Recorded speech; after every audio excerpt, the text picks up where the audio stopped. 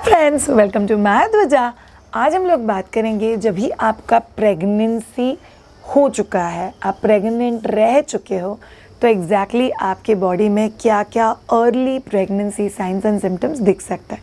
Bye the वे, आज हम लोग बात करेंगे वीक 1 से लेके वीक 4 के बीच में। आप सब लोगों को कुछ क्यूट सी बातें बता दूँ। यूजुअली पहले 3 हफ्ते तक आप लोगों को कंफर्म भी नहीं होता है कि आप प्रेग्नेंट हो, और उसके लास्ट वीक में, कहीं पे 4th वीक में ही कंफर्म हो जाता है कि ओके आप प्रेग्नेंट हो, and accordingly you are going ahead.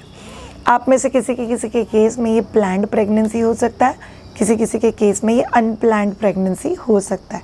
So week 1 to week 4 exactly body कौन से चेंजेस के थ्रू गुजरती है, लेट्स अंडरस्टैंड। यूजुअली आपके पीरियड्स आने का जो दिन होता है उसके करीब 14 दिन पहले आपका ओव्यूलेशन फेज होता है। सो इस ड्यूरेशन में कहीं पे you will be getting pregnant. आप जैसे ही यहाँ पे प्रेग्नेंट रह जाते हो, वैसे बॉडी को पता चल जाता है कि आप प्रेग्नेंट हो। मतलब स्पर्म और अंडा मिल गया, बच्चा तैयार हो गया, बच्चा फिसल के यूट्रस में आ गया और उसने पूरी बॉडी को बोल दिया कि ओए आई एम प्रेग्नेंट नाउ। इसीलिए बॉडी में वो सारे चेंजेस शुरू हो जाता है जो होने चाहिए। But at the same time आप लोगों को पता नहीं कि आप प्रेग्नेंट हो, इसीलिए आप आपका लाइफ रूटीन में जी सकते हो। सो बहुत सारे लोग ये सोचते हैं कि वीक 1 टू वीक 4 क्या मुझे एक्सरसाइजेस बंद करनी चाहिए, क्या मुझे काम बंद करना चाहिए, क्या मुझे लंबा बैठ के मेरा जॉब कम करना चाहिए। नथिंग। सो आप प्रेग्नेंट हो, इसका मतलब आपको कोई बीमारी या कोई एक्सेसिव प्रिकॉशन नहीं लेना है। आपको बहुत सिंपल चीज़ करना है, मतलब आपका रूटीन कंटिन्यू नॉर्मलाइज्ड वे में कंटिन्यू करते रहना है। अब जानते हैं वीक 1 में यूजुअली आपको फील होगा that you are feeling a little low on energy, थोड़ा सा वीकनेस, थोड़ा सा ब्रेस्ट टेंडरनेस। बट आपको पता है ये कई बार मिस हो जाता है, बिकॉज वीक 1 यूजुअली आपका ओव्यूलेशन का हफ्ता है और आपको उस समय वैसे भी ये सब चीज़ें होती है। ब्रेस्ट में थोड़ा सा टायर्डनेस, थोड़ी सी थकान, थोड़ा सा वीकनेस, थोड़ा सा एक्स्ट्रा वाइट डिस्चार्ज, ये चीज़ें बहुत कॉमन है वीक 1 में। वीक 2 में जैसे ही आप लोग जाओगे वैसे आपके टेस्ट बर्ड्स ऑल्टर होने लग जाता है। हर सिम्टम हर एक को दिखना चाहिए क्या? नहीं, ऐसा कोई कंपल्शन नहीं है। बट यस, बहुत सारे सिम्टम्स बहुत सारे लोगों में दिखते हैं और कुछ लोगों में कुछ भी सिम्टम नहीं दिखते।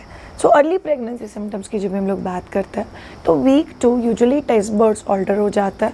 सो कभी कोई स्पेसिफिक चीज़ खाने की इच्छा होना, जो नॉर्मल आप चीज़ें खाते हो उसमें से कोई चीज़ सडनली पसंद ना आना, कभी कभी थोड़ा सा नौशिया या थोड़ा सा रिफ्लक्स जैसा कुछ फीलिंग आना, उसी के साथ एक थोड़ा सा क्यूट सा और अलग सा चीज़ आपके साथ हो सकता है।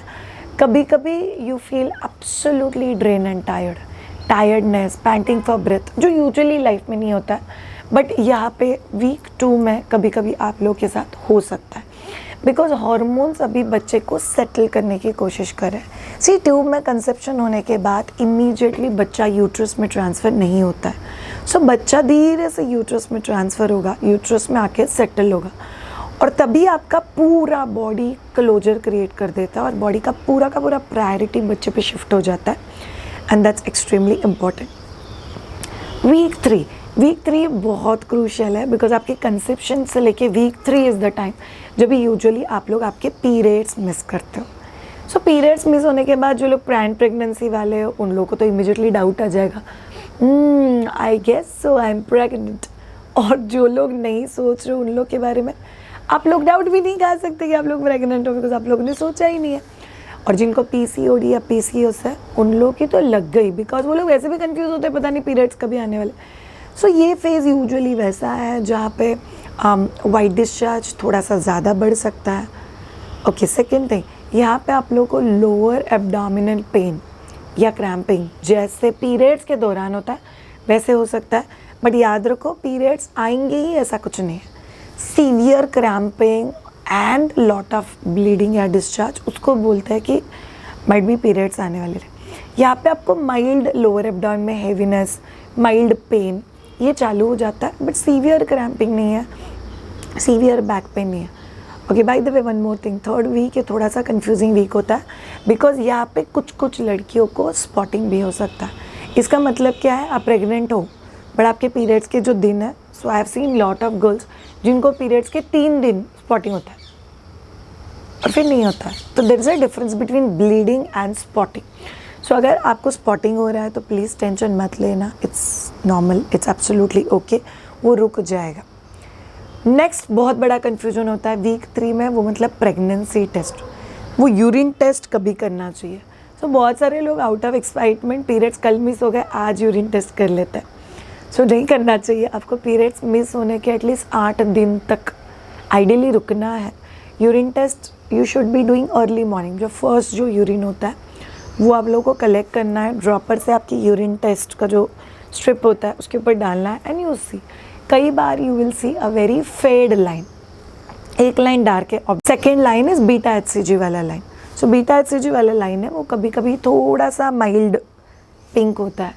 सो डॉक्टर आपको बता सकते हैं कि दिख तो रहा है बट पता नहीं है। अब हम लोग टेस्ट वापस रिपीट करेंगे 4-5 दिन के बाद।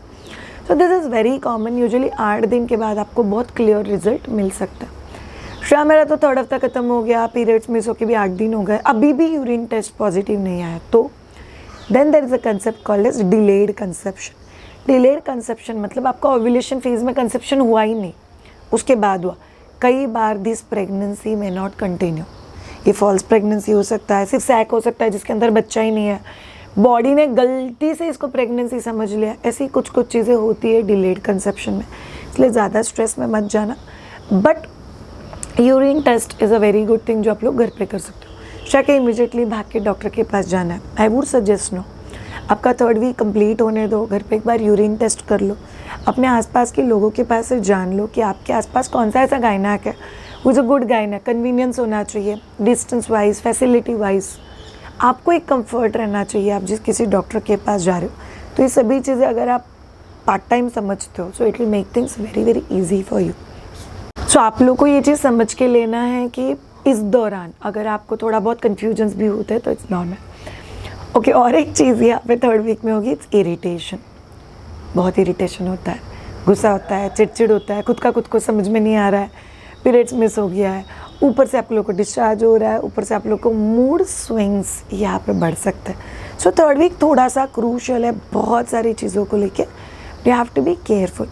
बहुत सारे लोग का ये मानना होता है कि 3rd week is the time, मतलब पीरियड्स मिस हो गए मतलब बच्चे के हार्ट बीट आने लग गए, तो ऐसा कुछ नहीं होता है। So be relax.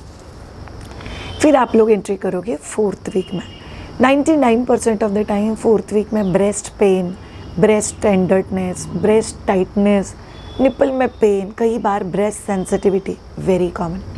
आपके प्राइवेट एरिया का जो वी है वहाँ पे बहुत बार दर्द होने लग जाता है। 3rd thing reflux. अगर किसी को नौशिया होने वाला है, सो 50-60% लड़कियों को नौशिया होता है और बाकी लोगों को नहीं होता है। So first 12 weeks having nausea is very very normal. तो नौशिया अगर आपको बिल्ड होने वाला है तो यहाँ पे उल्टी का प्रोग्राम चालू हो जाता है। बहुत सारी लड़कियाँ पूरा दिन करते रहती है और उल्टी बाहर निकलता ही नहीं। बहुत सारे लोगों को सुबह उठते उल्टी हो जाती है और बाकी पूरा दिन दे फील कुछ तो भी हो रहा है, कुछ तो भी हो रहा है। बहुत सारे लोगों को खट्टा खट्टा पानी ऊपर आने लग जाता है। It's common, it will start आपके 4th वीक से। और एक नेक्स्ट चीज़ जो बहुत यूजुअल है इज़ कॉन्स्टिपेशन।